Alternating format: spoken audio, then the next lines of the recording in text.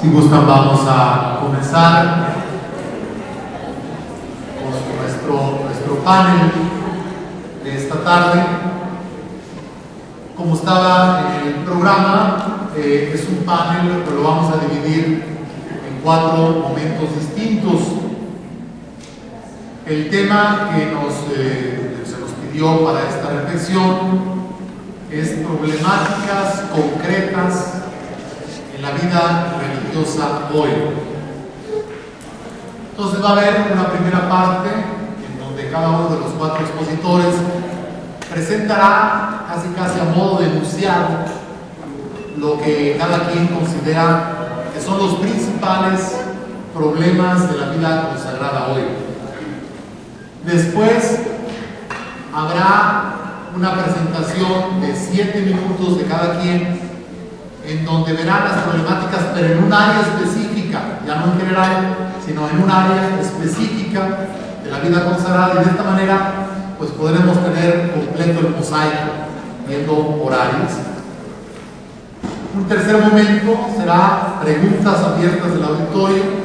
Entonces, si gustan, como ahí sí, para tener la pregunta dirigida a la persona a la que se la quieran hacer la pregunta, el nombre basta con el nombre de la persona, si no alcanzan ya lo verán viendo, pero los iré presentando.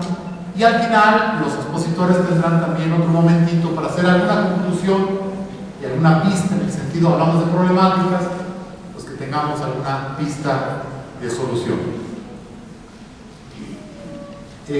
Para esta exposición, entonces, fueron invitadas estas 4 personas que en la misma presentación ustedes se darán cuenta el motivo por el cual se presentó, se le hace esta invitación.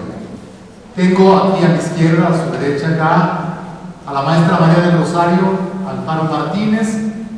Ella nació en la Ciudad de México, es licenciada en Ciencias de la Familia, con maestría en Psicoterapia de Parejas y de Adultos, por el Instituto Superior de Estudios para la Familia Juan Pablo II, y cuenta con un diplomado en Organización y Dirección Empresarial. Desde el año 2001 a la fecha se desempeña como directora general de ALMAS, que es la Asociación de Laicos por la Madurez Afectiva y Sexual, la cual proporciona herramientas a sacerdotes, religiosas, religiosos y personas consagradas para que alcancen la madurez afectiva y sexual que les permita tener relaciones sanas de acuerdo a su estado de vida. Le damos la bienvenida y un aplauso a la maestra María del Rosario. Pues ella nos presentará en estos 3 minutos lo que considera la principal problemática de la vida consagrada.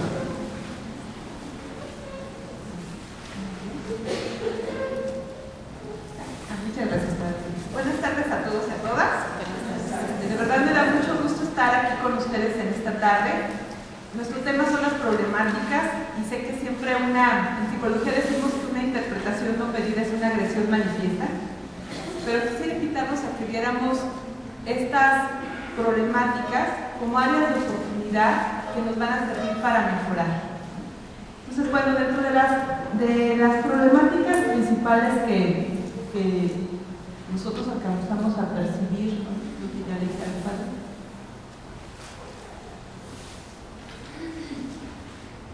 puede pasar eso. Dentro de las problemáticas principales, y si no se puede, pues yo lo platico, las problemáticas concretas que nosotros vemos, las voy a dividir en tres áreas, ¿no? Relación personal, las problemáticas de la relación personal o consigo mismo, en la relación con los demás y en la relación con Dios. Las problemáticas que nosotros vemos en almas es una falta de conciencia de la historia personal, comportamientos sexuales incongruentes o una visión distorsionada de la sexualidad célibe, falta de integración de la afectividad y de la sexualidad que se manifiesta en diversos síntomas, ¿no? ¿Cuáles son esos síntomas? Por ejemplo, algunos de ellos tienen que ver con la comida, con el exceso del trabajo, con la forma de relacionarse en las comunidades. De la relación consigo mismo también seguimos viendo un desconocimiento en temas de afectividad y sexualidad, que el celibato se vive como algo funcional, pero no efectivo ni afectivo. Hay a veces una exigencia muy grande en la castidad como un control a la sexualidad, pero no como la sexualidad como una dimensión para amar y estar más disponible a acercarse al otro. También vemos una negación de la problemática. En muchas comunidades esto no se aborda o no se habla abiertamente. Una falta de acompañamiento. Hay poco acompañamiento personal. El acompañamiento se vive solamente en etapas de formación temprana, en el noviciado, para las aspirantes, pero cuando alguien llega a la vida consagrada a devotos perpetuos, ya la formación y el acompañamiento se olvida, se hace más difícil de llevar. Una vivencia problemática de la autoridad en la relación con los demás. O sea, nos damos cuenta que a veces las relaciones con la autoridad dentro y fuera de la comunidad son un problema. Se trasladan a la comunidad patrones de vinculación desadaptativos, carencia de amistades sinceras y profundas, uso inmoderado de la tecnología o en los vínculos virtuales. Hay gente que está mucho tiempo en cosas de internet, hay gente que no está para nada. Otras cosas que vemos es poca o nula alfabetización emocional. ¿Qué es esto de alfabetización emocional? Poder poner al sentimiento o a la emoción el nombre adecuado que tiene. A veces los únicos sentimientos son bien o mal, pero se desconoce toda la gama de emociones y de sentimientos que se pueden sentir ante una experiencia. Inadecuado manejo de conflictos interpersonales. Por ejemplo, en muchas comunidades de los problemas no se habla, ¿no? Hasta tienen lemas así de por la paz en casa, ese tema no se toca y se olvida, ¿no? Hay violencia, porque cuando se evita un problema, el problema surge de otro lado, ¿no? Entonces hay violencia no porque haya tal vez golpes, ¿no? Sino porque hay maltrato, abuso de distintos tipos, ¿no? Abusos de poder, abusos de autoridad, abuso en las relaciones, entre otros, ¿no? Y en la relación con Dios lo que nosotros vemos es que hay imágenes distorsionadas de Dios que tienen su fondo en los vínculos de la infancia. ¿Qué quiere decir esto? Que a veces se busca en Dios una imagen idealizada de padre o de madre y que eso a veces se traslada al superior o a las personas de gobierno en la comunidad. Que hay una psicologización de la vida espiritual. A veces se confunde muchas cosas psicológicas con la vida espiritual, que tiene otra dimensión y otra riqueza. Y basar la experiencia espiritual en el logro de la autorrealización, el autoconocimiento, la autoestima. Cuando pues la vida espiritual es otra cosa, ¿no? Estos son así en general algunos de los problemas que nosotros vemos. Muchas gracias, maestra Rosario. Nos habla de esta problemática.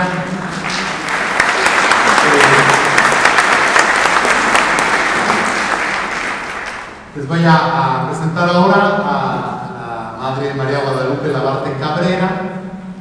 Es religiosa de la Cruz del Sagrado Corazón de Jesús.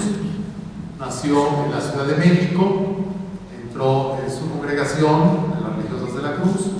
Ha prestado diversos servicios de formación y gobierno en su congregación. Ha trabajado en los procesos de canonización de los venerables Concepción Cabrera de Hermida, Cabrera, el apellido materno, por ahí va por acá, pariente de Conchita, y Félix de Jesús Ruggier. Tiene varias publicaciones sobre Concepción Cabrera de Hermida y sus escritos. Colabora en la UCAM. Las siglas son de la Unión de Contemplativas de la Arquidiócesis de México, como coordinadora de esta unión, y representa a los contemplativos de México en la DIVIC. La de DIVIC es la Dimensión de Vida Consagrada del Episcopado Mexicano. Entonces ella representa a las contemplativas. A ella le vamos a pedir entonces que nos presente también en síntesis cuál cree que son los principales problemas de la vida consagrada. Bueno, en primer lugar me da mucho gusto saludarlos a todos y pues voy a hablar de mi experiencia, que es diferente de los demás, en el sentido de que mi mundo pues es un mundo mucho más encerrado, pero según yo precioso, porque es la opción a la que el Señor me llamó. Es decir, yo desde ahí quiero plantear lo que yo veo como problemas en la vida consagrada y concretamente pues a mí en el sector que a mí me toca vivir. Vamos a verlos como en una panorámica. Yo veo tres principales: el relativismo, la superficialidad y banalización juntos, y el individualismo con activismo. La relativización, Benedicto XVI ha sido contundente al afirmar que este es el gran mal de nuestro mundo actual. La contemplativa también puede relativizar lo que son los pilares de su ser y de su quehacer: la oración, el silencio, la soledad, el sacrificio. Todo puede ser relativizado. Al constatar esta realidad se nos viene la palabra evangélica: si la sal se torna insípida, ¿con qué se la salará? La superficialidad y la banalización es otro gran peligro. No vivir en profundidad, con compromiso serio y total. Nos comprometemos hasta cierto punto con nuestras opciones vitales de oración, silencio, soledad, sacrificio. Nos instalamos y acomodamos. Esto se refleja en cierto secularismo que se puede colar en la vida contemplativa. Los aportes de la tecnología se pueden convertir en trampas que impiden vivir en comunión profunda con el Señor y con los hermanos. También fruto de esta superficialidad puede ser la ligereza en la selección vocacional y el poco compromiso en la formación sólida e integral de las jóvenes que ingresan a la vida contemplativa y en la formación permanente.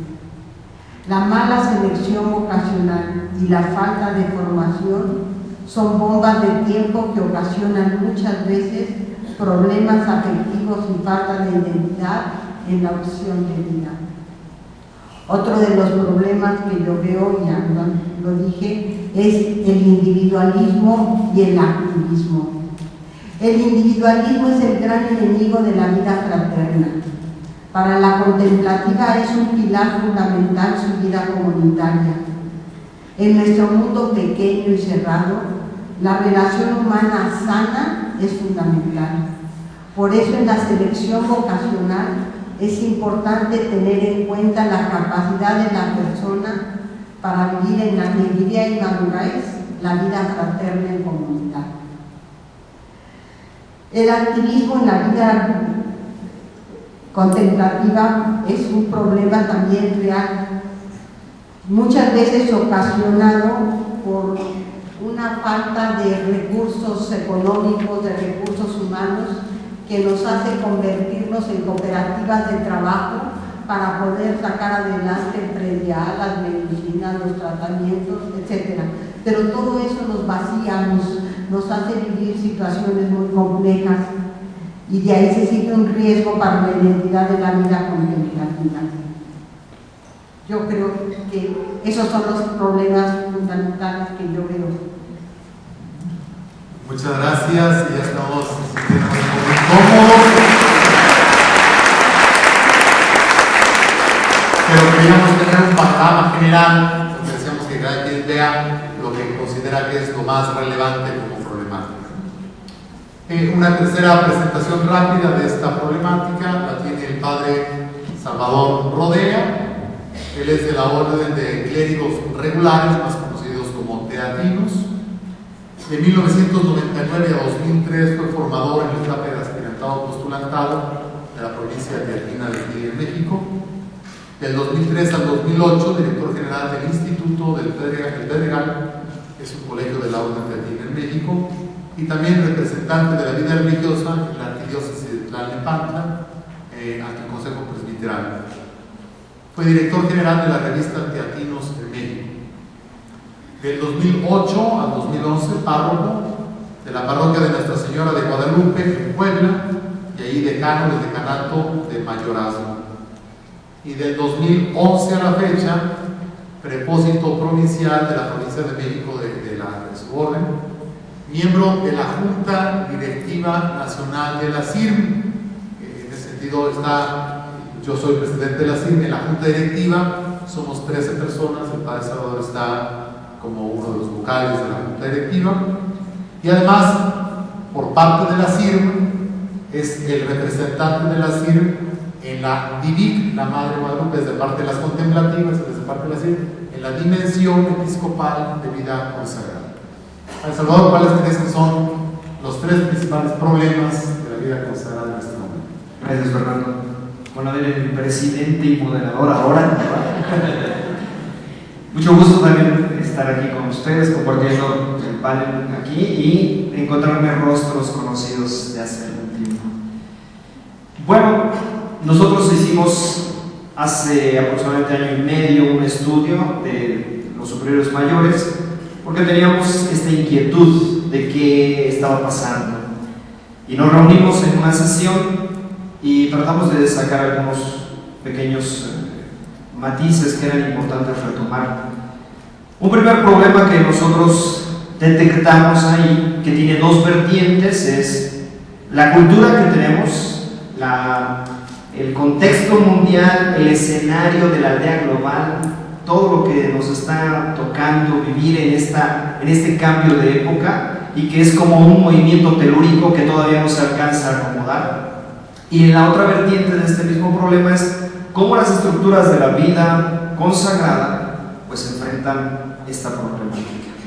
Porque también en este sentido decimos nosotros tenemos que saber pararnos en esta aldea global. Hay diversas maneras de cómo ver esta aldea global, estos cambios que se están resintiendo. Y pues además de esto es una revolución con las redes sociales que se ha manifestado. Entonces decía hace un rato en la exposición Fernando, los dos pies bien puestos, pero también qué escenario queremos ver y desde dónde queremos ver. Y bueno, pues la evidencia es que pues hay muchos intentos por asimilar diferentes respuestas ante esta circunstancia, pero la otra parte que les decía, la otra vertiente es que pues nuestros jóvenes, nuestras jóvenes o nuestros jóvenes pues nacen en esta aldea global y están llegando con esas estructuras. Jóvenes con nuevas epistemologías, es decir, con estas nuevas tecnologías tienen mucha información y son muy rápidos, son muy ágiles. Desarrollan el hemisferio derecho y todo es visual. Ahora, como sabía que íbamos a tener este momento, no traje un PowerPoint para que desarrollemos el otro. Pero no nada más es esto, sino que además parece ser que hay simultaneidad de actividades, ¿no?, entre los jóvenes. Son muy creativos, muy artísticos, y hay dispersión a la vez, hay confusión. Nuevas formas de relacionarse de nuestros jóvenes, muy cibernéticos, y además este trabajo en redes que implica el individualismo, la diversidad, se hacen uno y es un problema también para enfrentar. Un nuevo lugar en la sociedad es esa búsqueda también de nuestros jóvenes de ese nuevo lugar. Sociedad de mercado, sociedad de consumo, sociedad presionante, acelerada, ruidosa, que también está presente. Además, muchas frustraciones ante toda esta realidad con nuestros jóvenes.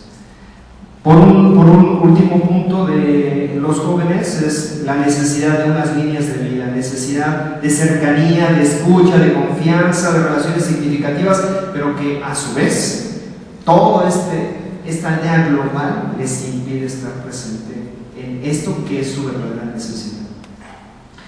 Bueno, un poco de lo que son los 2 problemas que tienen una sola vertiente, y quizá el tercer problema.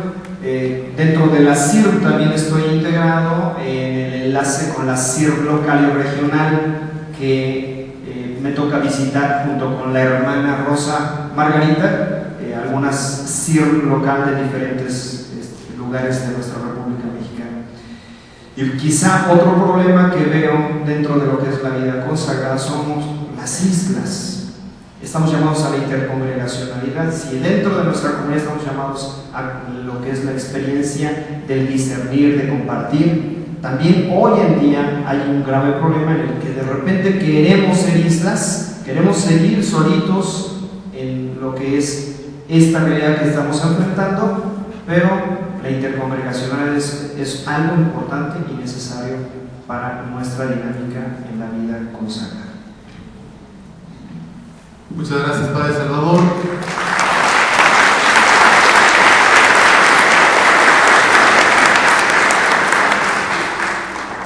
Y ahora les presento a David Alfonso Díaz Corrales.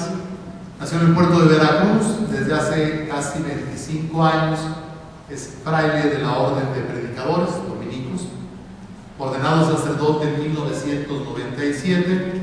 Ha sido promotor vocacional, maestro de novicios, regente de estudios y socio del prior provincial, profesor en el Instituto de Ciencias Religiosas de la Universidad Pontificia, este instituto que organiza estas jornadas, y también en el IFTIM, Instituto de Formación Teológica Intercongregacional de México. Actualmente es párroco en la Candelaria de Tacubaya, provicario de la Segunda Vicaría Territorial y vicario episcopal para la vida consagrada de la Arquidiócesis de México. A Fray David también le preguntamos cuáles consideras que son los 3 principales problemas que enfrenta hoy la vida consagrada. Muchísimas gracias y muy buenas tardes a todas y a todos. Desde el mes de mayo pasado he tenido la oportunidad de ejercer un servicio muy interesante, difícil también, que no solamente lo veo como un servicio a la vida consagrada, sino también lo veo como una aportación de la vida consagrada a la iglesia local. Yo diría que este servicio al que me refiero, de ser vicario de la vida consagrada de esta Arquidiócesis de México, me ha permitido descubrir que estoy sentado en un maravilloso observatorio de lo que es y de lo que hace la vida consagrada, por lo menos aquí en la Arquidiócesis de México.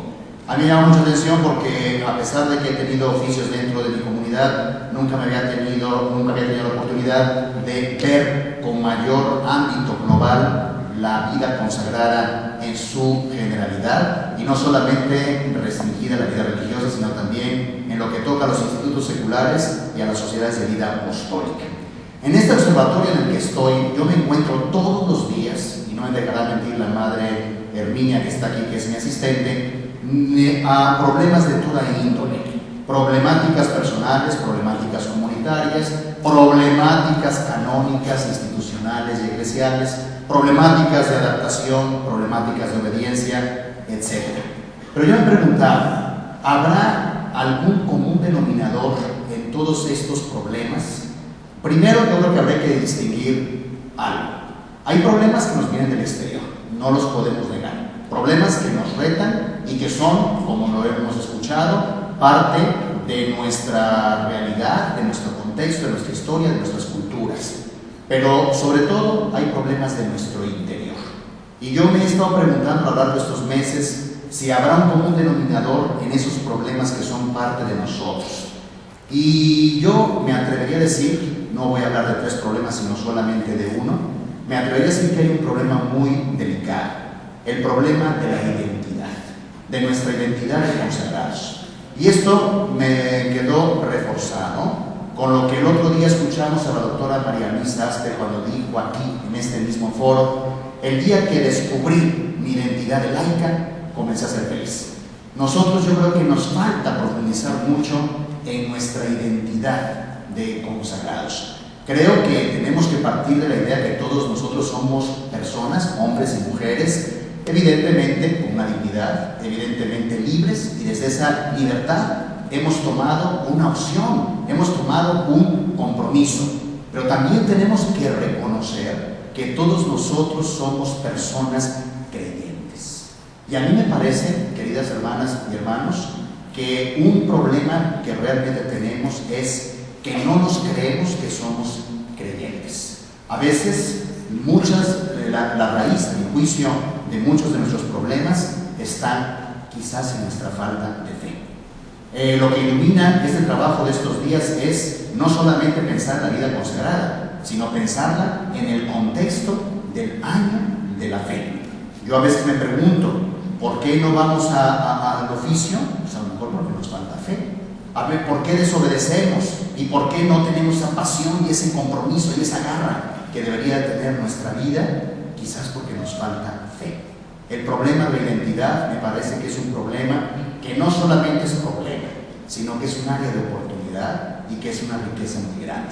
A mí me gusta mucho decirle a las contemplativas con las que tengo mayor injerencia y trabajo directo, me gusta decirles, ustedes hermanas no son ni cocineras ni sastres. Sabemos de los problemas económicos de los que ya hablaba la Madre de Guadalupe. Ustedes, ante todo y sobre todo, son mujeres creyentes que se han consagrado para ser contemplativas. Muchas gracias.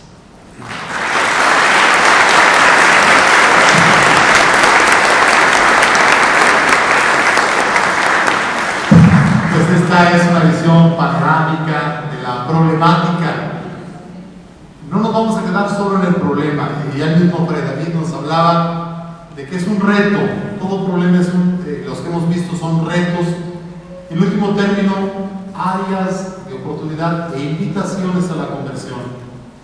Si estamos viendo nuestra problemática, no es para deprimirnos, sino para estimularnos a la conversión. Entonces, ahora voy a pedirles a cada una de las personas aquí representadas que nos platiquen, pero vamos a tomar un área.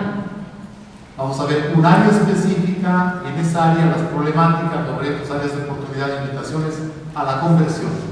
La maestra Rosario, en primer lugar, nos va a hablar de esta problemática, áreas de la dimensión personal intrapsíquica.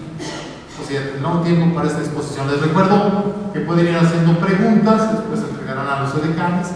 Claramente el nombre de la persona, lo repito, Padre Salvador, Madre María Guadalupe, Maestra Rosario, Fray David. Entonces, poner el nombre para qué va, y la pregunta lo más clara posible, para que pueda haber un tiempo para respuesta. Entonces, le pedimos a la maestra que nos platique lo que ella ve como problemas, retos, áreas de oportunidad en el área directamente personal y personal. Gracias, Padre. Pues me voy a apoyar un poco en el comentario, no sabía que se iban a hablar los padres, del Padre Salvador y del Padre David. Ciertamente, para hablar de la dimensión humana, tenemos que primero tomar en cuenta que estamos hablando del contexto político, social, económico en el que actualmente nos movemos, ¿no? Que las personas que llegan a la vida religiosa llegan de un mundo que tiene muchos conflictos, y sobre todo de familias con muchos conflictos. Esa es la primera cosa. No hablar de la dimensión humana y de la vida religiosa no es hablar de ángeles que cayeron del cielo, no. Es hablar de personas que nacieron en una familia, que se educaron en una familia y que traen muchas cosas que no se gestaron en la comunidad, que son consecuencia de la familia de origen, ¿no? Y también yo quisiera hacerles ver que hablar de la dimensión humana, en Almas usamos como logo unos arbolitos que representan los tres estados en la iglesia: los laicos, los religiosos y los sacerdotes. Y usamos un árbol porque son las plantas más maduras que hay. La dimensión humana, pensamos en un árbol, son como las raíces. Y a veces las raíces pues tienen que estar en la tierra, ¿no? Con los pies en la tierra, enraizadas en lo más profundo de piedras y demás, para que se puedan crecer. O sea, yo sé que todos el objetivo que tenemos aquí es crecer hacia el cielo, ¿no? Y que nuestras ramas sean grandes y den sombras fecundas y haya pajaritos y frutos en el árbol, ¿no? Pero la parte que hay que trabajar para que el árbol crezca es la parte humana, y la parte humana son las raíces, ¿no? Entonces, de lo que yo voy a hablar ahorita, a veces no es la parte más linda, me toca hablar así como de lo que está metido en el lodo, pero eso es justamente que trabajarlo para que podamos crecer en la dimensión espiritual, de la que imagino que los padres y la hermana hablarán, ¿no? Bueno, entonces las dos problemáticas que vemos en el área humana, uno es una crisis de identidad, como el padre David decía, ¿no? Otro es una cultura del yo, o un individualismo, que voy a explicarlo con un término psicológico que es el narcisismo. y la incapacidad de relacionarse sanamente con los demás, ¿no? Esta cuestión de apegos en la línea afectiva que son insanos o que no ayudan al crecimiento, ¿no? Vamos a empezar por la crisis de identidad. En la crisis de identidad hay problemas intrapsíquicos que se arrastran desde la infancia, gestados en la familia de origen, que muchas veces se repiten en la comunidad, ¿no? Hay una infancia no resuelta, marcada por el abuso y el maltrato. Muchas personas que entran a la vida religiosa entran después de haber sufrido situaciones abusivas en su familia y por lo tanto tienen una vida adulta llena de secretos. Hay ausencia de figuras paternas adecuadas en la infancia. Se busca un modelo idealizado de familia en la vida consagrada. Se pretende a veces que los superiores llenen ese espacio de familia. Hay una identidad psicosexual distorsionada e inmadura. En general, muchas personas en la vida consagrada tienen esta parte como de infantilismo, que voy a explicar esto de qué es infantilismo. Es como no querer crecer, como querer que alguien te dirija la vida y te diga qué hacer. Cuando justamente un religioso tiene que ser una persona madura, que crezca, que viva en la comunidad, que se desarrolle plenamente, ¿no? Dentro también de esta crisis de identidad vemos estados intrapsíquicos infantiles e inmaduros que provocan problemas de salud emocional y mental como depresión, ansiedad, estrés, adicciones, ¿no? Hay un problema de adicciones con la comida, con las medicinas. O sea, en la vida consagrada muchos se sienten doctores, ¿no?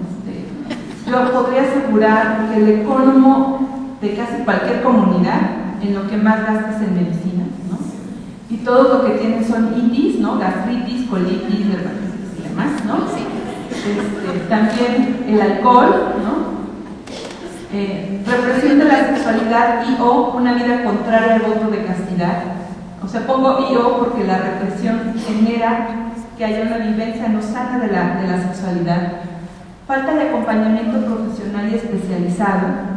Hay muchos fantasmas con respecto a la psicología, o sea, a veces hay un miedo en las comunidades a la psicología por experiencias negativas que se han tenido, pero a veces también hay una idealización de la psicología como si eso fuera la solución a los problemas, y yo creo que la solución de los problemas de la vida religiosa, aunque soy terapeuta, no se encuentra en la psicología solamente, ¿no? Es un trabajo que, como todo ser humano, requiere de otras cosas, y la fuente principal de la vida consagrada está en la espiritualidad.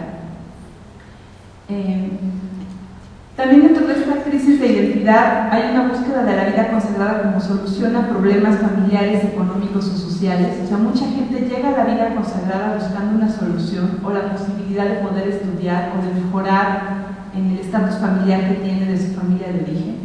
Hay una pérdida del sentido de la propia identidad y de la misión. Hay una identificación con el estilo de vida seglar. Yo digo como laica que en la iglesia el problema que tenemos es que los laicos queremos ser religiosos, ¿no? Entonces nuestro lenguaje se vuelve súper religioso cuando nos convertimos. Y los religiosos se quieren volver laicos, ¿no? Y entonces es un problema porque ninguno estamos haciendo lo que nos toca hacer, ¿no? O sea, yo tengo que ser laica, ¿no? Y mi tarea es evangelizar al mundo. Y la tarea de los religiosos es cambiar a la iglesia, ¿no? Hay un activismo desenfrenado, como bien decía la hermana Guadalupe, ¿no? Muchas veces enmascarado, ¿no? A veces tapado con la urgencia de cosas pastorales o de problemas que se tiene en la comunidad. Hay falta de planeación y se confunde lo urgente con lo importante, ¿no? O sea, todo era para ayer. En la cultura del yo y el individualismo, cosas que vemos es esto de la mentalidad narcisista. La mentalidad narcisista, en términos religiosos, es este fariseísmo, ¿no? Es insistir demasiado en las reglas, en las leyes, pero desde una vivencia de afuera, cuando para poder ser congruentes lo que se tiene que trabajar es el interior, ¿no? Hay más autogratificación y menos compromiso, hay poca disponibilidad, hay consumismo y búsqueda obsesiva de comodidad y confort, uso inadecuado de la tecnología.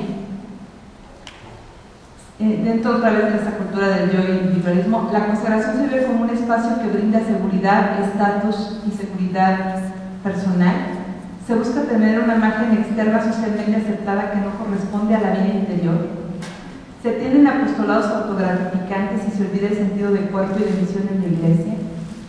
Ya hay una formación improvisada y deficiente. Hace falta hacer a veces más itinerarios formativos que acompañen a cada persona en la etapa de consagración en la que se encuentra, ¿no? Y también vemos que hay una incapacidad de relacionarse sanamente. A veces, por ejemplo, en la vida activa, resuelven eso muy fácil, ¿no? Pues estas dos hermanas que no se llevan bien, ya no las pongamos juntas en ninguna casa. Y a veces cuando son los cambios de casa es una pesadilla, porque entonces es jugar al ajedrez, ¿no?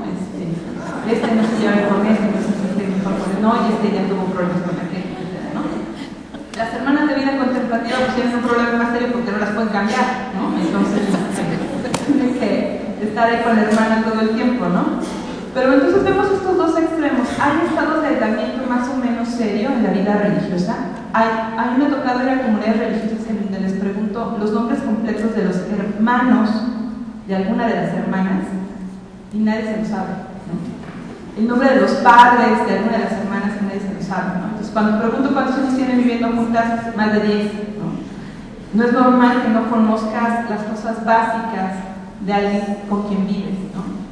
Eso también es aislamiento, ¿no? Podemos hacer como los matrimonios, que se hablan de cosas funcionales, pero no se hablan de cosas importantes. Ustedes pueden hablar de muchas cosas y de sus tareas pastorales y de la actividad que tienen, pero no hablan de ustedes y de lo que sienten. Hay hermanas que dicen, esto nunca se lo había dicho a nadie, ¿no? Hay hermanas, vives con 10 hermanas más, ¿no? Que están dispuestas a escuchar y a ser receptivas, ¿no?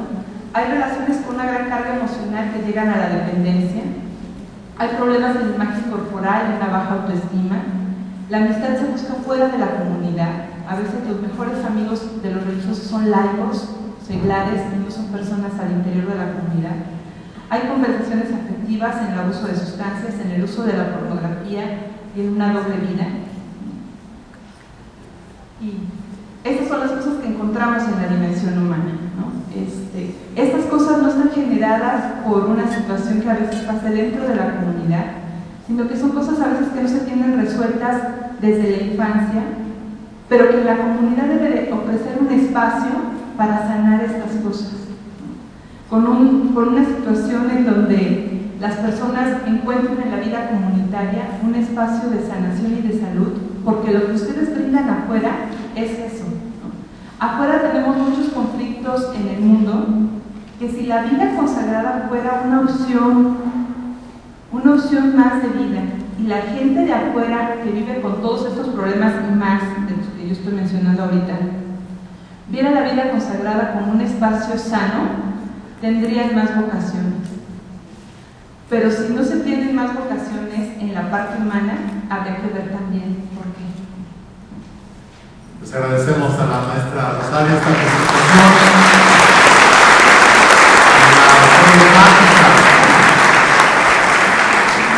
Les recuerdo, los problemas son retos, oportunidades de crecimiento y llamadas a la conversión.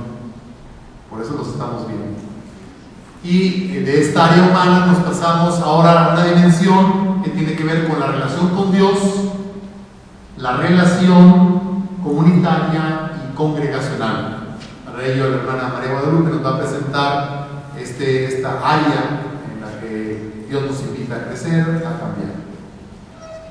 Bueno, un poquito antes de hablar de la problemática, los retos en la relación con Dios y en la dimensión comunitaria, quiero poner una premisa en lo que yo veo como una renovación auténtica, porque yo creo que lo que estamos buscando en plantear estas problemáticas pues es precisamente buscar una renovación auténtica. Estamos a la luz del año de la fe, del año del 50 aniversario del concilio.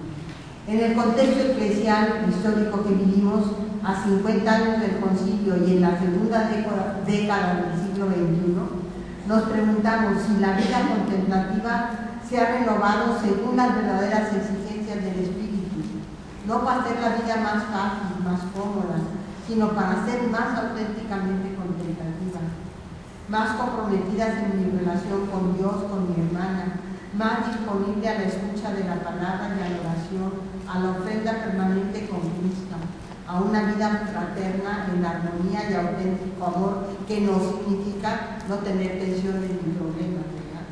Creo que una renovación auténtica pasa por la conversión personal, ya nos lo decía el Padre Fernando. Se realiza en nosotros, en lo más íntimo de nuestro ser. Creo que la renovación conciliar en varios aspectos cayó en la trampa de renovar estructuras y aún mentalidades poco evangélicas, pero muchas veces no ha llegado a la hondura de nuestro ser. Un poco lo que dice San Agustín: buscaba fuera lo que está dentro. Ahí es en donde se da la auténtica renovación que irradia y proyecta actitudes evangélicas y procesos de santidad. Ahora vamos a ver cómo inciden los problemas que yo había hablado en la relación con Dios y en la dimensión de la relación con mi hermano. Nuestra vida contemplativa consagrada a Dios en el silencio, en el anonimato, en la ausencia de motivaciones y recompensas o frutos materiales, y alimentada sustancialmente por la fe, la esperanza y el amor de Dios, es un acto continuo de adoración que patentiza la supremacía de Dios. Pero esta vida de relación con Dios es algo muy serio. Conchita, desde su experiencia personal, decía que ella llevaba 3 vidas: la vida de esposa y madre con sus multiplicados penas y problemas, la vida apostólica y la vida de unión con Dios, y dice que es la más difícil de todas. Todos sabemos que el campo de la relacionalidad es el campo que más retos pone al ser humano. Lo han expresado todos. En la vida contemplativa, precisamente por su esencialidad, la relación con Dios y con el hermano requieren la incondicionalidad de nuestra entrega al otro con mayúscula y al otro con minúscula. Y ahí precisamente aparecen los grandes problemas. En la relación con Dios, toda relación requiere cultivo, atención, cuidado. Pero se me vienen las palabras de Isaías, de Jeremías, cuando dice: me sedujiste, Señor, y me dejé seducir. Eras más fuerte que yo y me venciste. Pero esa seducción es terriblemente exigente, y viene la misma tentación del profeta. En mi interior me decía: no volveré a recordar. Pero había en mi corazón un fuego que ardía, prendido en mis huesos, y yo no podía apagarlo. Ese es el drama de la relación con Dios. Y aquí aparecen los problemas y las trampas que para que esta relación no se purifique. Creo que siempre es luminoso confrontarnos con el Evangelio y ver nuestros procesos retratados en los seguidores de Cristo. Los apóstoles están seducidos por Él, por eso lo siguen. Pero Él empieza a anunciar que subirá a Jerusalén y que ahí será entregado. Entonces les da miedo, no preguntan porque no quieren saber. La relativización de nuestra relación con Dios nos lleva a tratar consciente o inconscientemente a hacer menos exigente esta relación. En toda contemplativa deberá haber un corazón que quiere abarcar la totalidad, que no se puede conformar con algo concreto, un trabajo, una misión, un lugar. Tenemos que abarcarlo todo. Hay una ansia y una sed de que nada ni nadie quede fuera de ese abrazo del corazón. Dios es el único que puede colmar semejante deseo. Por eso, lo que buscamos esencialmente es una profunda unión con Él para poder desde Él abrazar a toda la humanidad. La unión con Dios no es otra cosa que tener los mismos sentimientos que Cristo, estar dispuestos a dar la vida por los demás, amarlos como Él nos amó, dejar que Él sea el Señor. Pero la superficialidad, la ligereza, el acomodarnos desde nuestro egoísmo e instalación nos incapacitan para vivir en el desierto al que Dios nos llama, para revelarnos su amor. Buscamos subterfugios que nos tranquilizan, pero que no dejan que vivamos la vida plena de Cristo en nosotros. En cuanto a la relación con los hermanos de comunidad, me pregunto, ¿cómo incide en el relativismo egoísmo, la superficialidad y ligereza, el activismo y el individualismo en la vida fraterna?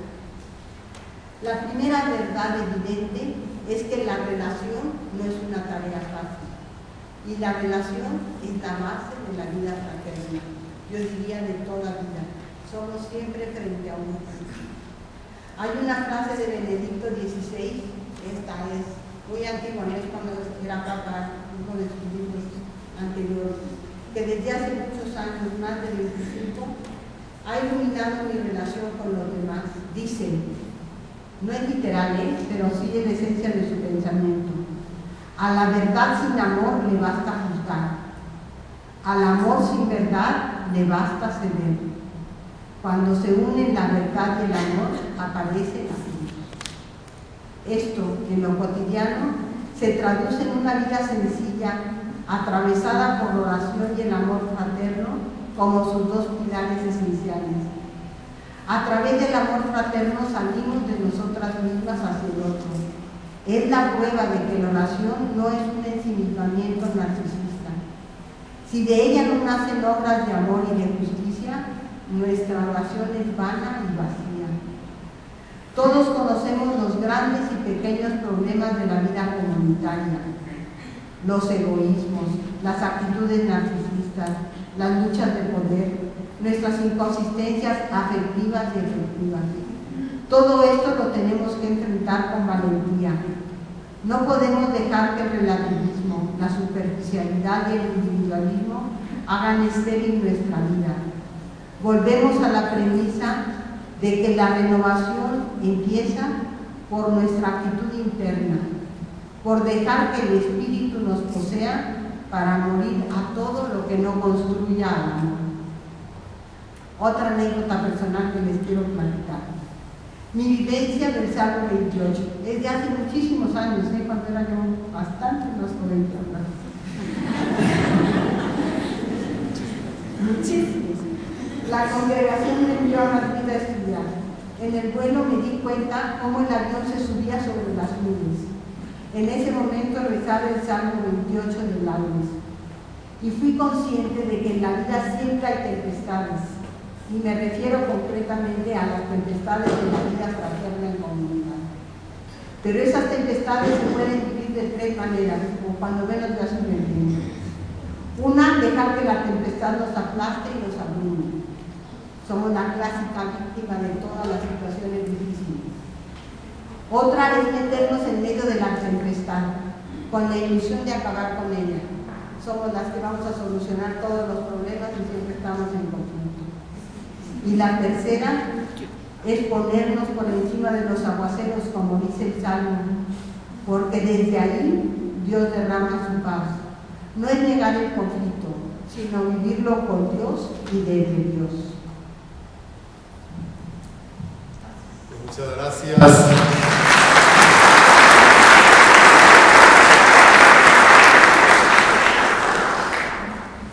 En este momento voy a pedir a las decanes que pasen a recoger los papelitos que ya tienen para que la maestra pueda ir elaborando algunas de las respuestas a las preguntas que ustedes tienen. Se las hacen llegar ya a la persona concreta. Si alguien tiene una respuesta, le dice una pregunta, levántela para que puedan recoger. Bien. Les recuerdo el nombre de la persona a la que le dirigen la pregunta, y también a los expositores una respuesta lo más precisa, concisa, para dar espacio a responder varias preguntas. Vamos ahora a otra de las dimensiones. Vemos las problemáticas, los retos, las áreas de oportunidad, las invitaciones a la conversión que tenemos en la relación y colaboración con los otros miembros del pueblo de Dios, es decir, con los ministros ordenados y con los laicos. Ya se nos hablaba acá, a maestro, también de esas tres vocaciones en la iglesia. Entonces, como consagradas, consagrados, ¿cuál es nuestra relación y colaboración con los ministros ordenados, obispos, etcétera, los sacerdotes, y con los laicos que estamos? Para esto, el Padre Salvador nos va a platicar sobre esta realidad. Gracias. Gracias. Bueno, pues en mi labor dentro del ser vocal de la CIR y en los enlaces que me toca realizar, pues he encontrado muchas cosas. solamente primero me voy a ir por la conferencia de Medellín 1968. Destacó y subrayó la misión profética de la vida religiosa y debe ser testimonio escatológico como testigo de la ciudad de Dios. Aquí se habla de vida religiosa solamente. 1968.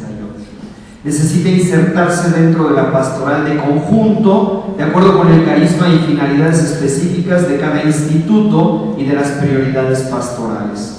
Es necesario abrirse a la colaboración con otros miembros del pueblo de Dios e integrarse en la pastoral jerárquica a diversos niveles, en el presbiterio, consejo pastoral y organismos supradiocesanos. Medellín, 1968. Conferencia de Puebla, 1979. Esta parte es la tercera y son algunos números, 721 al 776. Señala como grandes tendencias de la vida consagrada la experiencia de Dios, la comunidad fraterna, la opción preferencial por los pobres y la inserción en la iglesia particular. Hasta ahí. Santo Domingo, 1992, habla de la vida consagrada, discípula y misionera. Parte de la experiencia de Dios y sigue a Cristo para servir con radicalidad a la vanguardia evangelizadora.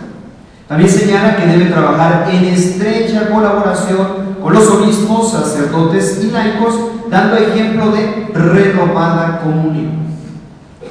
En la conferencia de Aparecida 2007 comenta que la vida consagrada está llamada a ser vida mística, comunitaria, profética, hasta la entrega de la vida.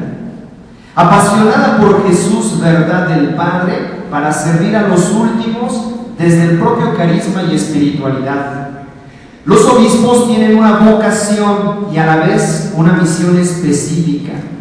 Primero deben ser discípulos enamorados de Cristo, luego podrán ser pastores, para reflejar al Señor en su modo de pensar, sentir, de hablar y de comprometerse en medio de los hombres. En síntesis, los obispos, dice el documento, hemos de ser testigos cercanos y gozosos de Jesucristo, buen pastor. Deben promover la caridad y la santidad de los fieles, pero no lo hacen en solitario, sino en comunión con el Papa. Poco repasando las diferentes conferencias. El documento Mutua Relación, adecuada formación en los distintos campos de la vida consagrada y su contraparte en la vida diocesana. Es decir, que los institutos de vida consagrada tenemos que tener una formación adecuada ante lo que es la vida de comunión con la iglesia particular, la iglesia universal, y a su vez su contraparte en la vida diocesana con lo que es la vida consagrada. ¿Sí me explico, no? ¿Cómo es mutuo? Esto es a favor de la misión de la iglesia. Formar a los hermanos en la vida de caridad, es decir, del amor más perfecto que es el amor de Dios y manifestado en múltiples detalles desde las minucias de la vida fraterna hasta las obras externas que reflejan el propio carisma del instituto. También aplicar el carisma a los tiempos actuales. Se trata de adaptar el carisma a las situaciones por las que pasa la sociedad. Concretamente, en el número 4 dice: todos los miembros, pastores, laicos y religiosos participan, cada uno a su manera, de la naturaleza sacramental de la iglesia. Igualmente, cada uno desde su propio puesto debe ser signo e instrumento tanto de la unión con Dios cuanto de la salvación del mundo.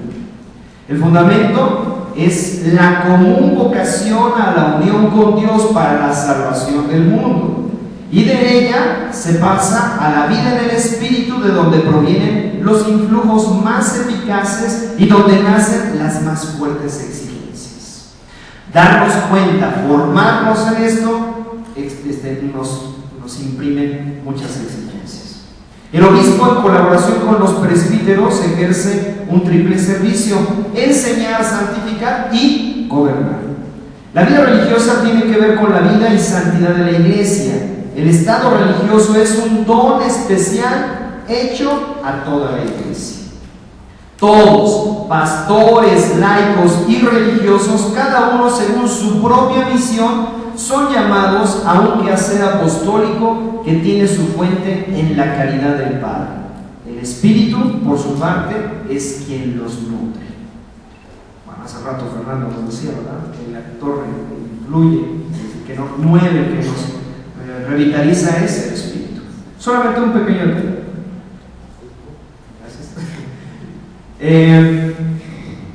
Nuestros hermanos laicos. Formación, porque durante muchos años hemos dado una formación muy pequeña, muy escueta, y nos hemos conformado.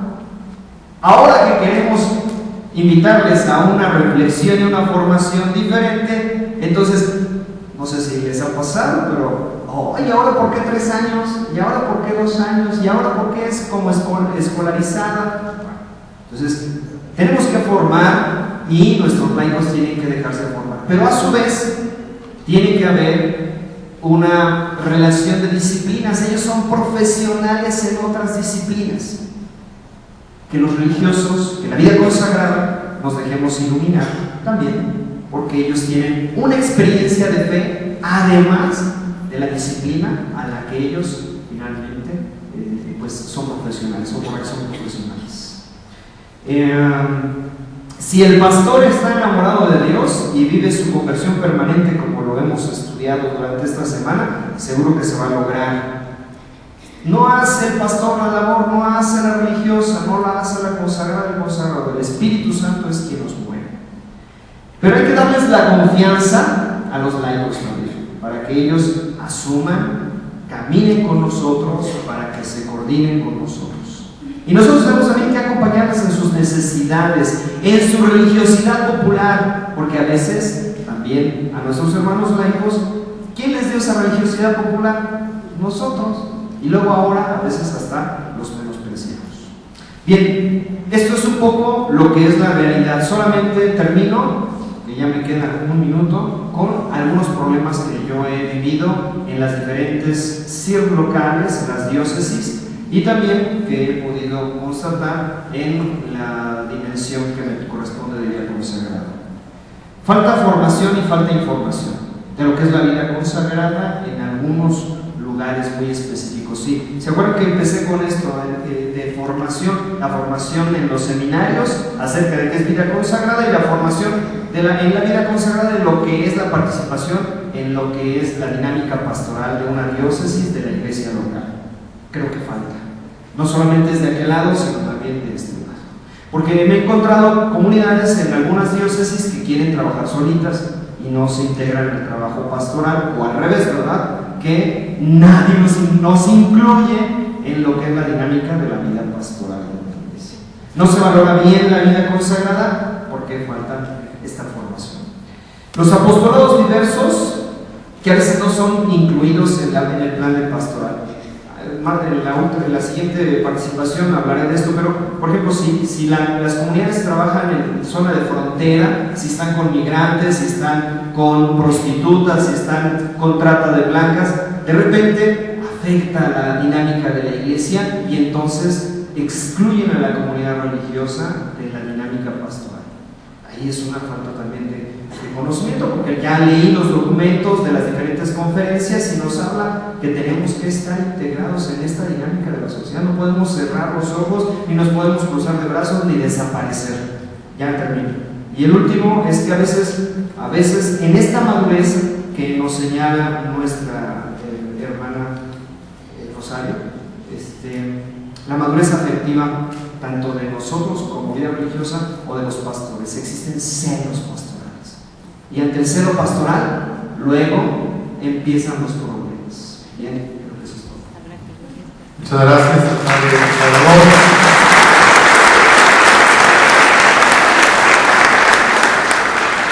Y ahora Fray David nos va a hablar de la problemática, retos, áreas de oportunidad, invitaciones a la conversión, en lo que tiene que ver de la misión pastoral, el servicio que los consagrados, las consagradas hacemos a la iglesia y al mundo.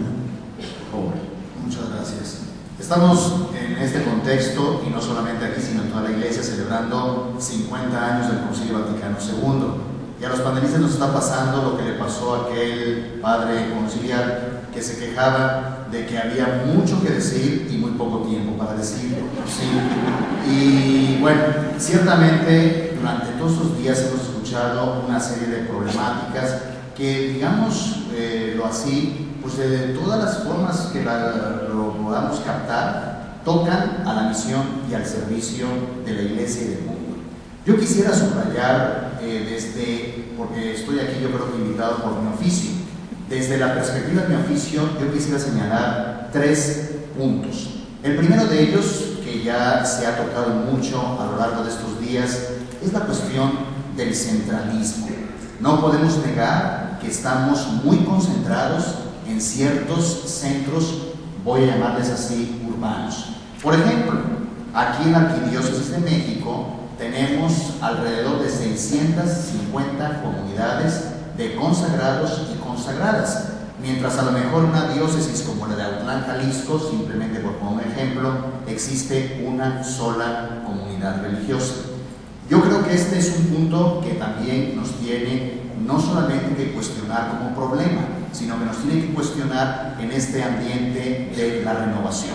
La vida religiosa, yo creo que estarán de acuerdo conmigo, que una de las cosas que le ha caracterizado es, a lo largo de su historia y sobre todo a lo largo de momentos históricos muy importantes, ha sido como punta de lanza. La vida religiosa ha ido a las fronteras. No olvidemos, por ejemplo, un momento estelar de nuestra historia de la iglesia en nuestro continente, pues que es precisamente aquellos religiosos que dejaron sus tierras para venir a tierras del otro mundo, tierras desconocidas, para traer el Evangelio, para apasionarse por el Evangelio. Yo creo, queridas hermanas y hermanos, que tenemos que seguir discerniendo y preguntándonos cuáles son esas fronteras donde debemos de estar.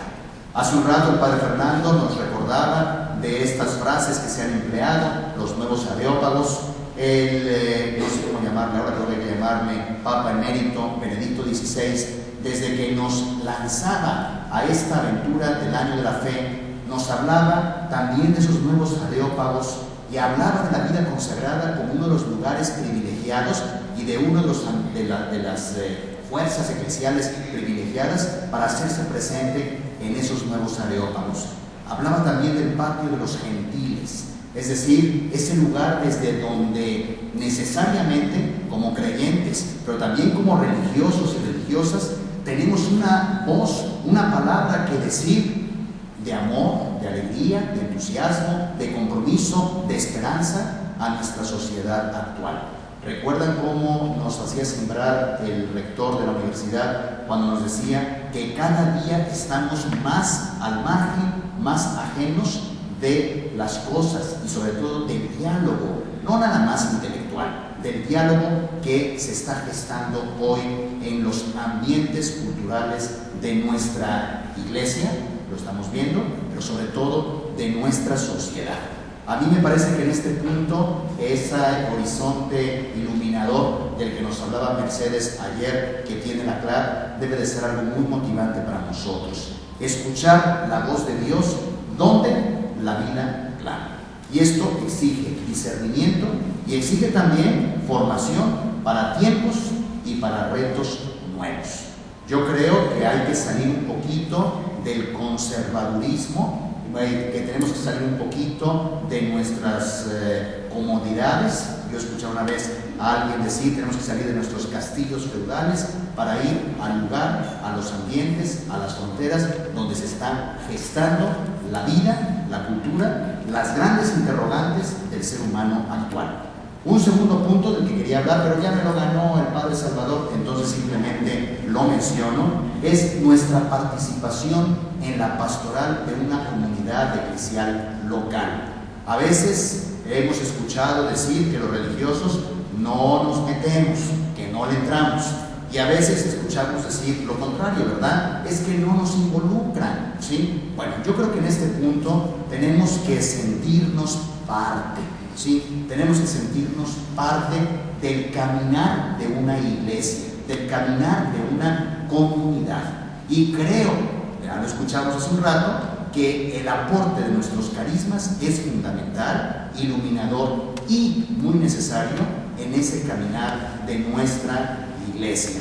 Creo que tenemos que caminar juntos, desde lo que somos, evidentemente, desde nuestra identidad de religiosos, no confundiéndonos, pero tenemos que caminar juntos. Por eso yo aquí me preguntaba, habría yo dos preguntas. ¿Habrá chance de apostolados compartidos? Decía hace un momentito el Padre Salvador que a veces tenemos celos, ¿verdad? Yo he vivido en una experiencia intercongregacional formativa, no apostólica, formativa, que a mí me ha marcado poderosamente porque me ha hecho valorar mi propia vocación, mi propio carisma, y me ha hecho valorar la riqueza que hay en los otros carismas, que es el infantil. Nada más lo pongo como ejemplo. Es decir, a lo mejor hoy en día la intercongregacionalidad tiene que ser un campo de visión, pero a lo mejor también un campo de acción para nuestro trabajo y nuestro compromiso con la Iglesia y con el mundo. Muchas gracias.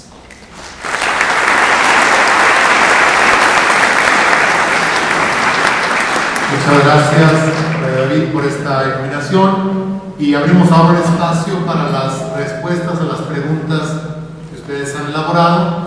Estarán igual las edecanes pasando los papelitos, recogiéndoselos y trayéndolos a los ponentes. El orden que vamos a seguir es el mismo de la presentación: la maestra Rosario, la madre Guadalupe, el padre Salvador, el padre David.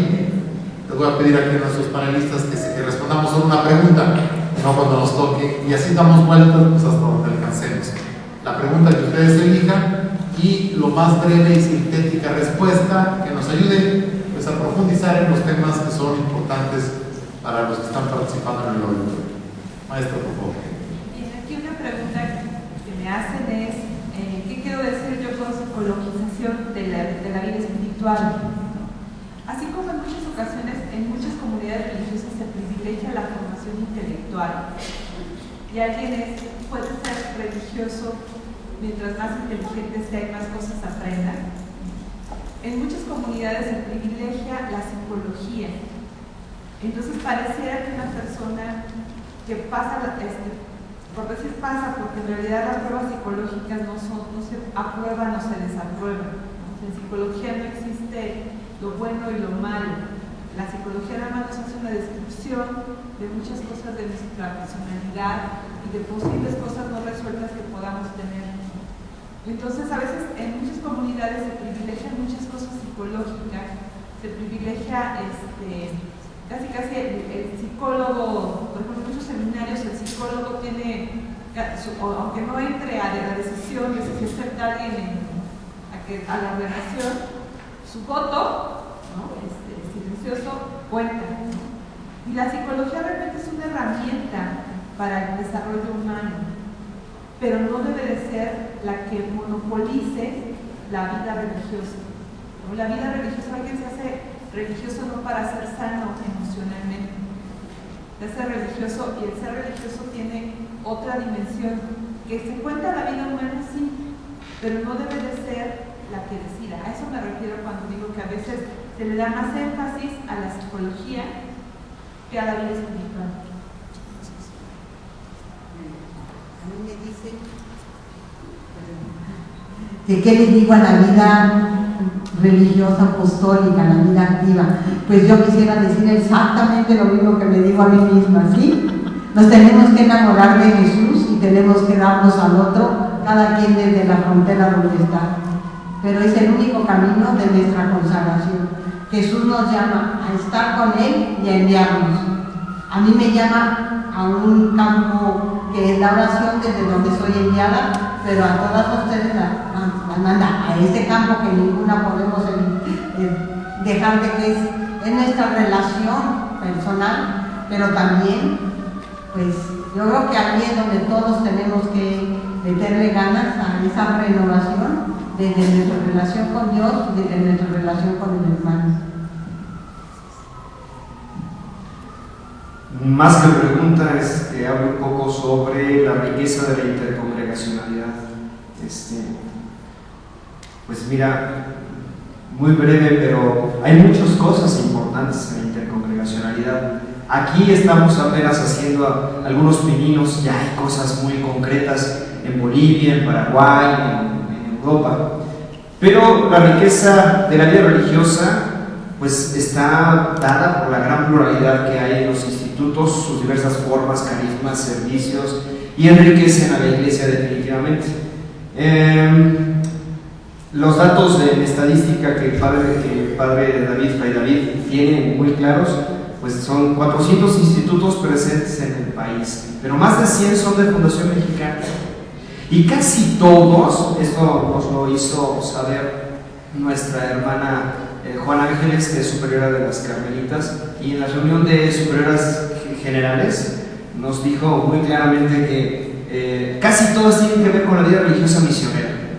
Además, el acento es evangelizador prioritariamente en parroquias, pero también están insertas en el mundo campesino e indígena, en la salud y en la educación, y con muchas alternativas. Además, también con el fenómeno migratorio, hay muchas comunidades que ya se han insertado en estas líneas de frontera, en la trata de personas, en las mujeres en situación de prostitución, en los centros de atención a personas con víctimas de adicciones, además de lo ya tradicional como es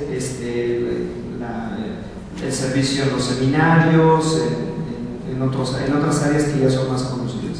Pero esto es un desafío, la intercongregación es un desafío, porque en lugar de estar trabajando cada uno por su lado, si podemos unir esfuerzos, yo creo que se van a lograr grandes cosas. Pongo ejemplos. En la CIR estamos teniendo la red de educación, por ejemplo. Es una maravilla, porque no nada más es apoyarnos en la educación, sino además es una educación situada de acuerdo a las realidades que tenemos en diferentes lugares, y se han logrado muchas cosas importantes en la red de educación. Está la red de pastoral misionera. Ya no es trabajar solitos, sino si todos tenemos un trabajo misionero, pues integrarnos y fortaleceremos muchas cosas. En lo que es el tema de justicia, paz e integridad de la creación, está la red, está trabajando porque se busca fortalecer las acciones a favor de la paz y ser fermento de animación en el aspecto desde la vida religiosa, desde la vida consagrada.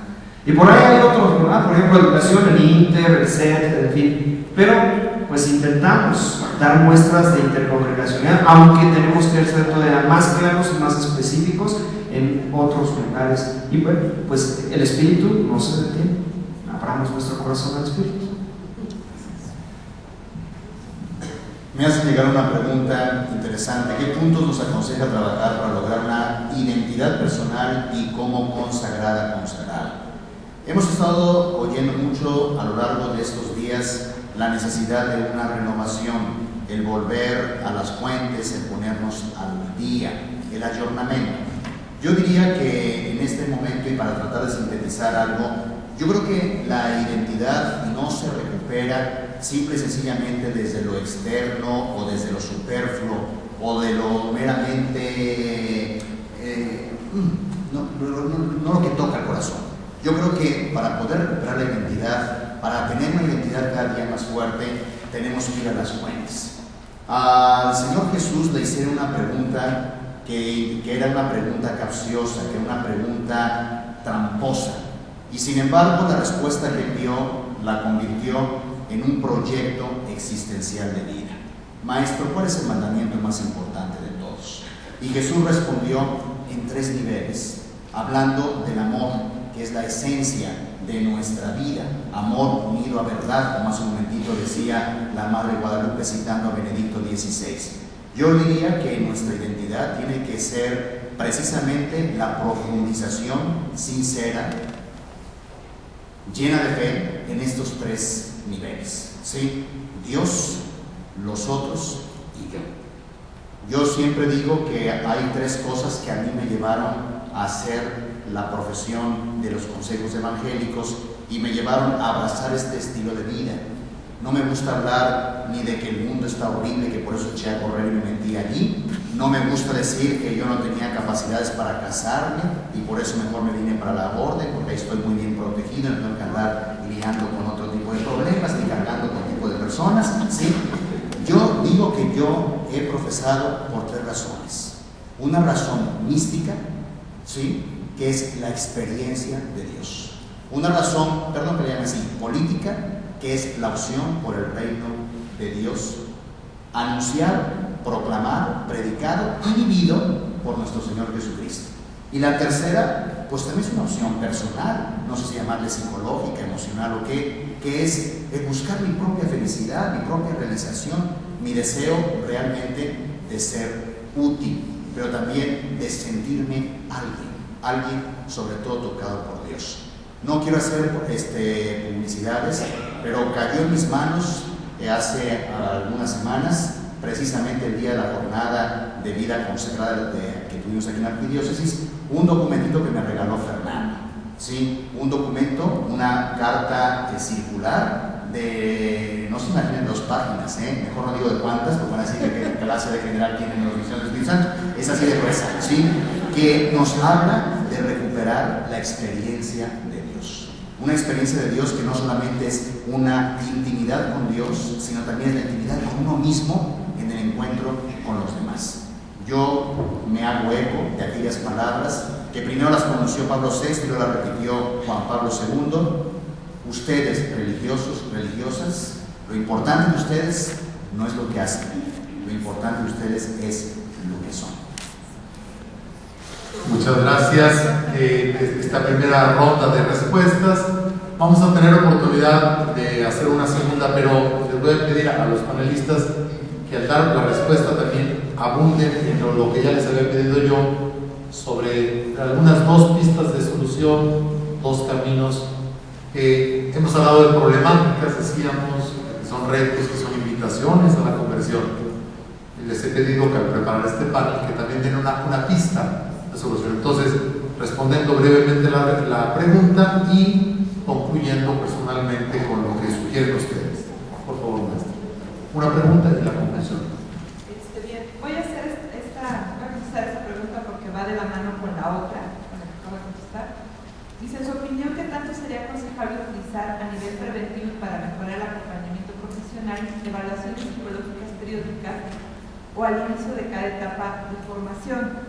Voy a explicarles cómo funcionan las pruebas psicológicas porque creo que ahí es donde está la clave del asunto. Una prueba psicológica funciona siempre y cuando se tenga un perfil. O sea, las pruebas psicológicas nos van a hablar, nos van a hacer una descripción de varias cosas. Uno, de la personalidad que tiene alguien. Otra cosa también puede ser de su estado cognitivo, de qué tan inteligente o qué tanta lentitud tiene para aprender.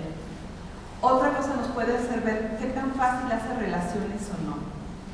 Ya hay pruebas psicológicas que sí miden la psicopatología. No tenemos una prueba para encontrar pederastas, no tenemos una prueba para encontrar maniáticos sexuales, no tenemos esas pruebas. O sea, el que les diga que tiene esas pruebas, de verdad, no le crean. Eso, una prueba no lo pueden medir, ¿no?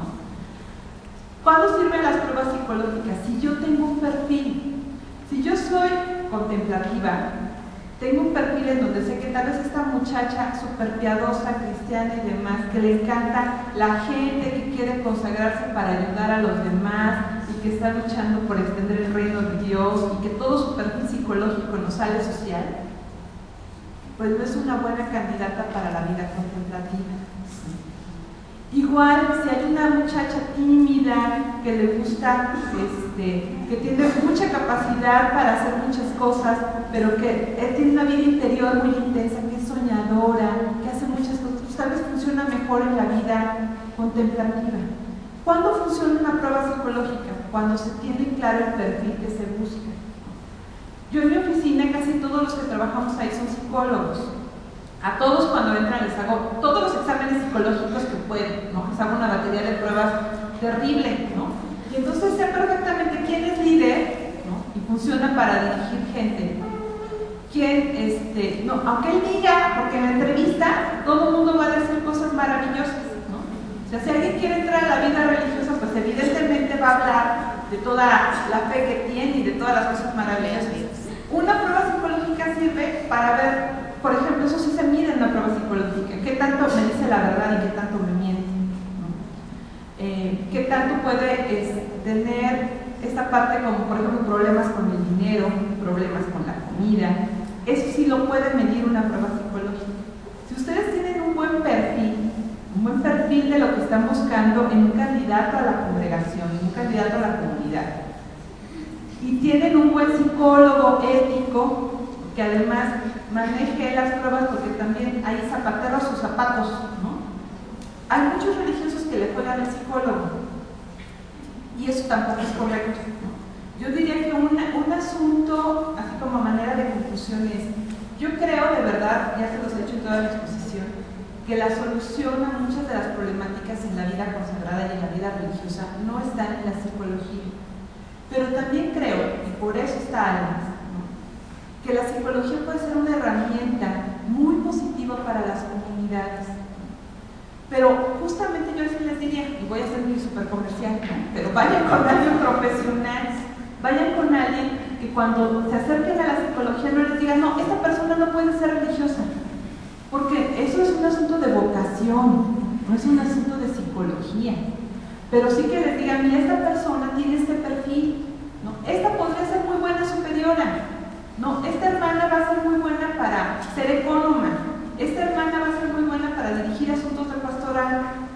Para eso sí sirve la psicología, ¿no? Es como lo que decía Santa Teresa, ¿no? La que es santa, que ore por nosotros, ¿no?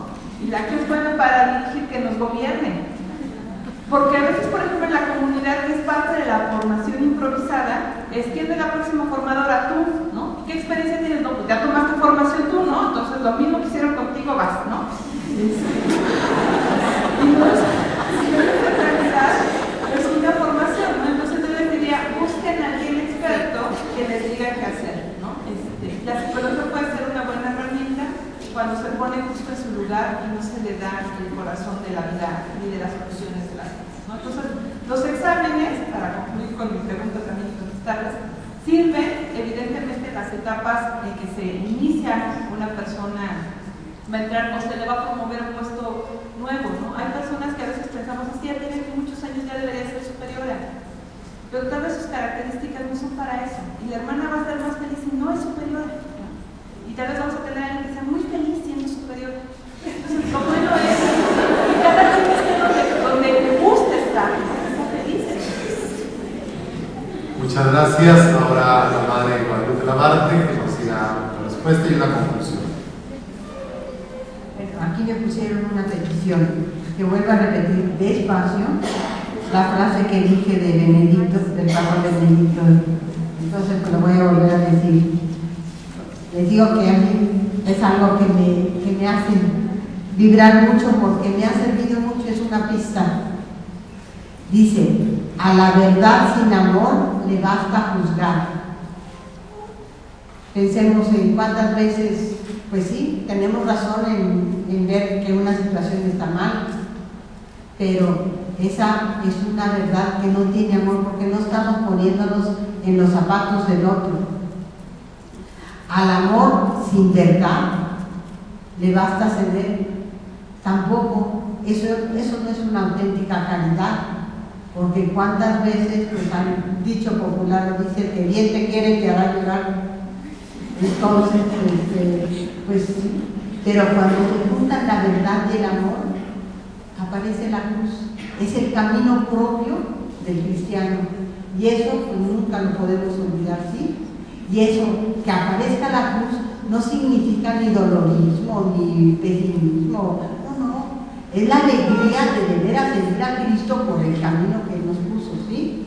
Bueno, ahora, el último puntito que me dijeron, que diera 2 pistas o caminos para dar la solución a la problemática de la vida religiosa en la relación con Dios. Pues yo pienso que en la relación con Dios no hay como enamorarse de Él.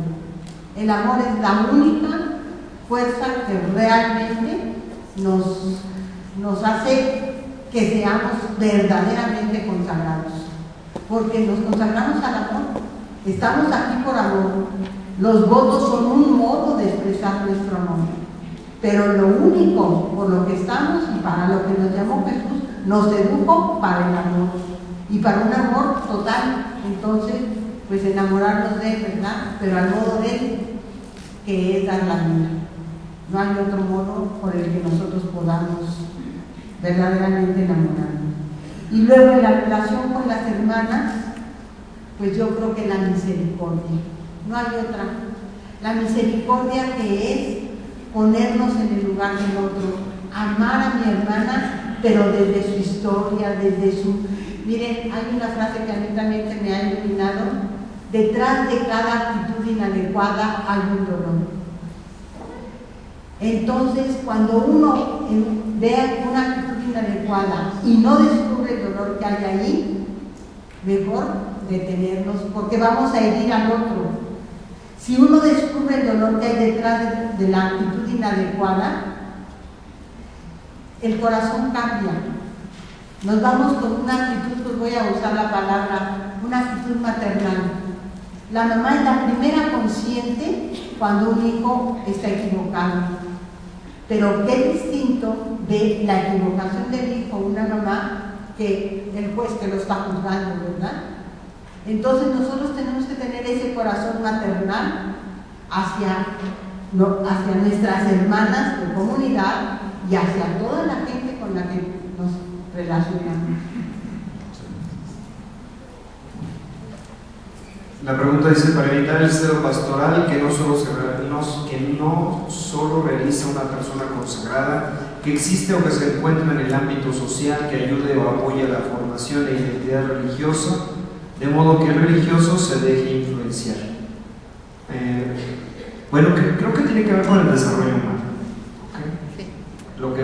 Lo que acaba de decir Rosario es importantísimo, y quizá una manera de conclusión. Eso es algo a lo que llegamos los superiores mayores en ese encuentro, porque encontrarlo sin tener solución, pues como que, o darle pista, como les decía ahora Fernando.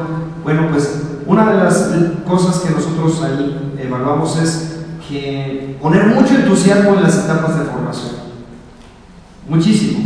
Lo fundamental está en el inicio, como en la naturaleza humana. Los primeros años del pequeño, cuando va creciendo, es indispensable atenderlo, acompañarlo, etc. Bueno, pues hagan de cuenta que acaba de llegar a la vida religiosa y tenemos que invertirle mucho en las primeras etapas, es lo que nos estamos dando cuenta. Pero no descuidar la formación permanente, porque si no, entonces no hay esa revitalización a lo que es la formación. Tenemos salidas, eso es inevitable, pero cuando menos que sean con más conciencia, que no vayan con ese dolor, que sean maduras, que al final dicen: me siento listo para la vida. A lo mejor no era para la vida consagrada, pero ahora ya me siento listo, me siento lista para enfrentar la vida, gracias porque me ayudaron a levantarme. Pero cuando sale, o cuando algún hermano deja nuestra comunidad, muchas veces lleva muchas heridas y no es posible. Debemos ser más audaces en la formación ante esta realidad que tenemos, que nos está rebasando. Pues hay que ser audaces. Además, probablemente no es por medio de años de formación. Cada persona es diferente. Entonces no quiere decir que a lo mejor en un año termine, o puede ser antes o puede ser después. La formación tiene su propio ritmo. Luego, una cosa importantísima que sacamos ahí: nuestros hermanos formandos nuevos, coincido con Rosario ahorita lo que concluimos acá. Los nuevos, los que van saliendo, no deberían de ser los formadores. No podemos meter a la formación porque, dice la conclusión, el formador tiene que tener relatos, tiene que tener historia, tiene que contarles, platicarles, como cuando un nieto llega con el abuelo: y abuelo, ¿qué hiciste en la revolución? Y te empieza a platicar un chorro de historias, ¿no? Bueno, si no tenemos que contarles, entonces será difícil. Y también, pues nuestros formadores no fueron formados para ser formadores. La vida los formó, pero pues nos ayudamos de las disciplinas que nos invitan a hacer un camino diferente. Los procesos de maduración, no podemos meter a nuestros formandos en una burbuja. Van a enfrentar la vida. Y algún día van a estar solos y no van a estar con una persona que va a ser su formador.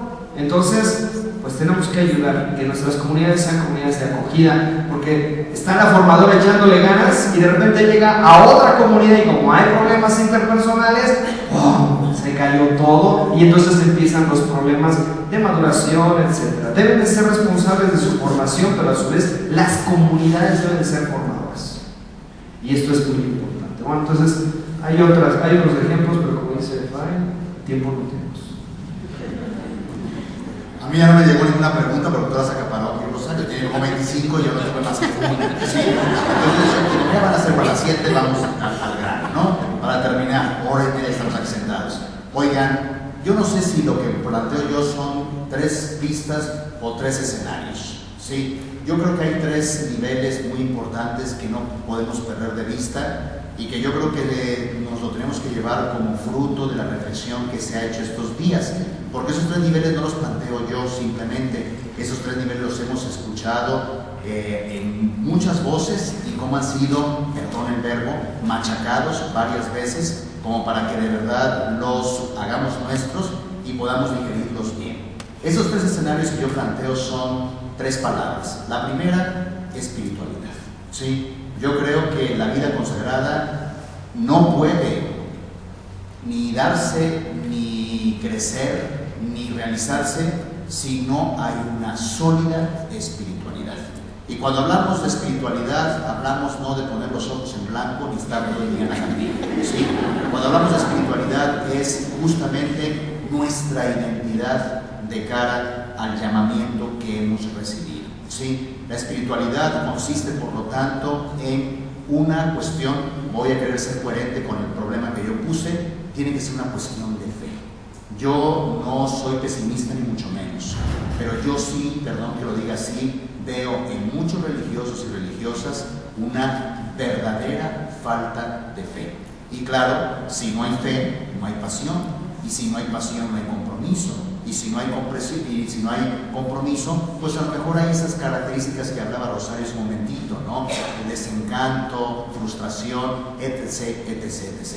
La espiritualidad, yo creo, ¿sí? Dice el Concilio Vaticano II que la liturgia es la fuente y el culmen de la vida cristiana. Digo, evidentemente que no quiero en ningún momento ponerme a cuestionar el Concilio Vaticano II, pero yo creo que hay que decir que es la liturgia con la espiritualidad. ¿Sí? Es allí donde está nuestra fuente y creo que es ahí donde podemos encontrar realmente la planificación de nuestra vida. La segunda pista o escenario del que hablo yo tiene que ver con este y es la resignificación.